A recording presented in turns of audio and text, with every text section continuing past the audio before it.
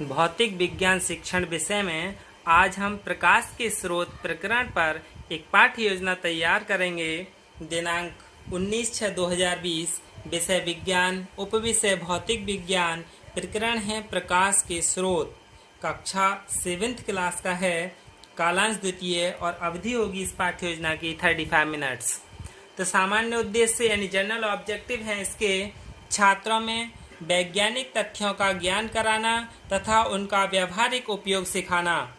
दूसरा है छात्रों में क्रमबद्धता पूर्वक एवं विधिवत रूप से कार्य करने की आदत का निर्माण करना, छात्रों में विज्ञान के प्रति रुचि उत्पन्न करना तथा उनमें एकाग्रता, आत्मनिर्भरता का भाव उत्पन्न करना, छात्रों में वैज्ञानिक दृष्टिकोण उत्पन्न करना। ये क्या है, इसके सामान्य उद्देश्य हैं। अब हम इसके विशिष्ट उद्देश्य जान लेते हैं कि विशिष्ट उद्देश्य क्या हैं, यानी स्पेसिफिक ऑब्जेक्टिव। छात्र प्रकाश के विषय में जान सकेंगे, छात्र प्रकाश के प्राकृतिक स्रोतों के विषय में जान सकेंगे, छात्र प्रकाश के कृत्रिम स्रोतों के विषय में समझ सकेंगे, छात्र दीप्त और अदीप्त वस्तुओं के विषय में समझ सकेंगे। ये क्या है, इस प्रकाश के स्रोत प्रकरण की विशिष्ट उद्देश्य हैं जो कक्ष में ही प्राप्त कर लिए जाते हैं।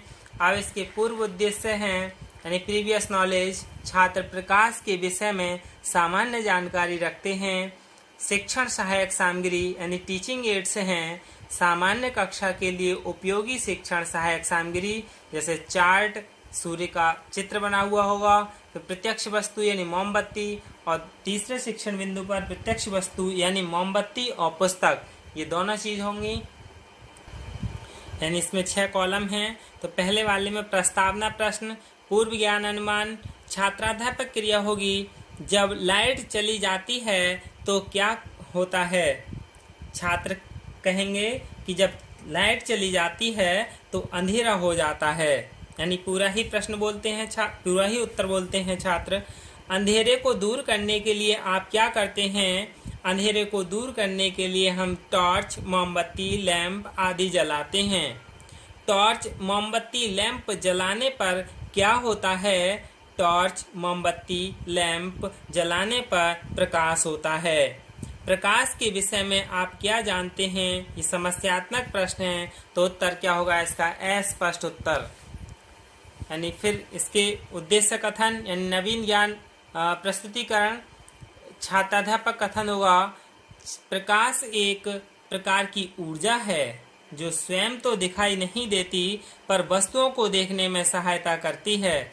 छात्रों, आज हम प्रकाश के विषय में विस्तार पूर्वक अध्ययन करेंगे। छात्र ध्यान पूर्वक सुनेंगे व समझेंगे। ये कथन विधि है। फिर पहला शिक्षण बिंदु है प्रकाश के प्राकृतिक स्रोत, यानी पहला शिक्षण बिंदु है प्रकाश के प्राकृतिक स्रोत, जिसके विकासात्मक प्रश्न हैं। यानी चार्ट दिखाते हुए, चार्ट पर सूर्य बना हुआ होगा, चार्ट दिखाते हुए छात्रों से प्रश्न करेगा छात्राध्यापक, आप चार्ट में क्या देख रहे हैं? छात्र कहेंगे हम चार्ट पर सूर्य देख रहे हैं। सूर्य से हमें क्या मिलता है? सूर्य से हमें प्रकाश मिलता है। प्रकाश के प्राकृतिक स्रोत से आप क्या समझते हैं? समस्यात्मक प्रश्न है, तो अस्पष्ट उत्तर। फिर नवीन ज्ञान प्रस्तुतिकरण यानी छात्राध्यापक कथन होगा, ऐसे प्रकाश स्रोत जो प्राकृतिक रूप में प्राप्त होते हैं प्राकृतिक स्रोत कहलाते हैं, जैसे सूर्य, तारे, जुगनू और कुछ समुद्री मछली आदि प्रकाश उत्पन्न करती हैं। पृथ्वी पर प्रकाश व ऊर्जा का सबसे बड़ा महत्वपूर्ण स्रोत सूर्य है, जिसकी पृथ्वी से दूरी लगभग 15 करोड़ किलोमीटर है। छात्र ध्यान पूर्वक सुनेंगे व समझेंगे। व्याख्यान विधि है, ये प्रश्नोत्तर विधि थी और एक यानी शिक्षण सहायक सामग्री यानी प्रदर्शन विधि भी है। इसका मूल्यांकन प्रश्न होगा, प्रकाश का कोई एक प्राकृतिक स्रोत बताइए। दूसरा शिक्षण बिंदु है इसका प्रकाश के कृत्रिम स्रोत, यानी पूर्व ज्ञान अनुमान। विकासात्मक प्रश्न है, छात्रों आप मेरे हाथ में क्या देख रहे हैं? यानी मोमबत्ती दिखाते हुए, मोमबत्ती होगी प्रत्यक्ष वस्तु है, हाथ में मोमबत्ती ले जाएंगे और पूछेंगे आप मेरे हाथ में क्या देख रहे हैं? छात्र कहेगा हम आपके हाथ में मोमबत्ती देख रहे हैं। मोमबत्ती को जलाने पर क्या प्राप्त होता है? मोमबत्ती को जलाने पर प्रकाश प्राप्त होता है। प्रकाश के कृत्रिम स्रोतों के विषय में आप क्या जानते हैं? ये समस्यात्मक प्रश्न है, तो इसका अस्पष्ट उत्तर होगा नवीन ज्ञान प्रस्तुतिकरण यानी छात्राध्यापक कथन। जिन प्रकाश स्रोतों का निर्माण मनुष्य द्वारा किया जाता है वे मानव निर्मित या कृत्रिम प्रकाश स्रोत कहलाते हैं, जैसे टॉर्च, मोमबत्ती, दीपक, लालटेन, ट्यूबलाइट, विद्युत बल्ब और एलईडी आदि। छात्र ध्यानपूर्वक सुनेंगे व समझेंगे कि व्याख्यान विधि है, यानी ये व्याख्यान विधि है।